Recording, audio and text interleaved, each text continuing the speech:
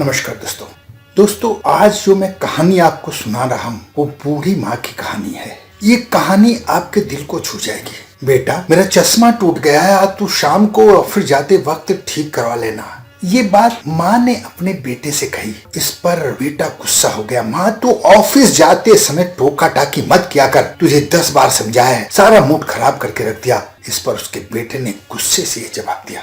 बेटे की बात सुनकर बेचारी माँ क्या करती, अपने आंखों में आए आंसुओं को छिपाने की कोशिश करने लगी और अपने कमरे में चली गई। राकेश 3 मंजिला मकान में अपनी पत्नी के साथ और अपनी माँ के साथ रहता था। उसकी अभी अभी शादी हुई थी, उसके पास कोई बच्चा भी नहीं था। उसकी माँ भी विधवा थी। लेकिन कहते हैं ना कि बड़े घर में रहने वालों के दिल छोटे होते हैं, और बस ऐसा ही कुछ हाल राकेश का भी था। राकेश की माँ ने राकेश को बड़ी मुश्किलों से पाला था। राकेश जब 5 वर्ष का ही था, उसके पिता का देहांत हो गया था और माँ ने दूसरों के घरों में बर्तन साफ करके झाड़ू पोछा लगाकर अपने बेटे को पाला था। सब लोग उसको ताना मारते थे कि तू इतनी मेहनत मत क्या कर, अपना भी ध्यान रखा कर। लेकिन वो हमेशा कहती थी कि बस कुछ ही दिन की बात है, मेरा राकेश बड़ा आदमी बन जाएगा, फिर मैं बड़े ऐशो आराम से रहूंगी और मेरा राकेश मेरा बहुत ध्यान रखेगा। वक्त के साथ राकेश तो बड़ा आदमी बन गया, लेकिन उसे घमंड हो गया। उसने रिश्तों को तार तार कर दिया। उस माँ की मेहनत को,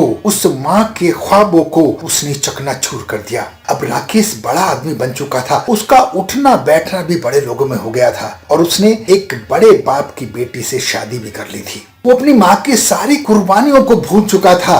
राकेश की पत्नी भी राकेश की माँ को बिल्कुल पसंद नहीं करती थी। एक दिन की बात है, घर में पार्टी चल रही थी। राकेश की पत्नी अपनी सहेलियों के साथ बड़े ऐश आराम से अपने एक हीरो के हार अपनी साड़ियाँ दिखा रही थी, जो उसे राकेश ने जन्मदिन के अवसर पर दिया था। उसी समय उसकी माँ वहाँ आती है और कहती है, बेटा 1 गिलास पानी दे दो, बहुत जोर से प्यास लगी है। बस इतना कहना था, राकेश की पत्नी तिल मिला उठती है, अपनी सास को घसीटते हुए दूसरे कमरे में ले आती है और तीखे स्वर में बोलती है, प्यास लगी थी ना, मर तो नहीं गई थी, तेरी नाक कटवा के रखती सबके सामने। और इतना कहकर धक्का देकर उसे कमरे में बंद कर देती है।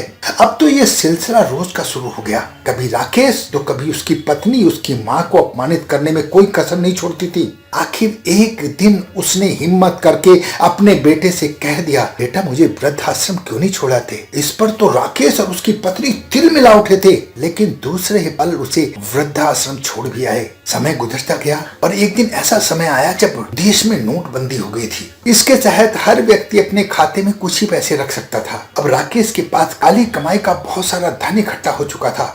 राकेश परेशान हो गया। इस मुश्किल घड़ी में फिर से उसे अपनी माँ की याद आई और वो भागा भागा वृद्धाश्रम में अपनी माँ के पास गया। तब अपनी माँ से कहा, माँ अपनी पासबुक मुझे दे दो, मुझे उसमें कुछ पैसे जमा कराने हैं। उसकी माँ को समझने में देर नहीं लगी कि जो बेटा मुझे कभी एक कौड़ी नहीं देता, वो नोटबंदी में मेरे खाते में पैसे जमा क्यों करा रहा है। मुझे फिर भी कहा, बेटे मुझे पैसे की कोई जरूरत नहीं है। तब भी राकेश अपने घमंड में था, बोला, मेरा वक्त बर्बाद मत करो, मुझे पासबुक दे दो। आने पासबुक नहीं थी। अगले दिन वो फिर वृद्धाश्रम गया और उसने वहां कुछ पैसे दान करने की कोशिश की, लेकिन उसकी माँ सामने आ गई। उसने कहा, तुम्हारे पैसों की इस वृद्ध आश्रम को कोई जरूरत नहीं है। वो मंदिरों के चक्कर भी काटता रहा, लेकिन उसका धन किसी ने नहीं लिया, क्योंकि मंदिरों की दान पेटियां भी बंद हो चुकी थी। अब वो चारों तरफ से निराश हो गया था। राकेश अपना मुंह लटकाए घर आ गया और उसे अपनी गलती का बहुत पछतावा हो रहा था। उसने पैसे के लिए अपनी माँ को छोड़ा था, गलत तरीके से पैसा कमाकर लोगों को परेशान किया था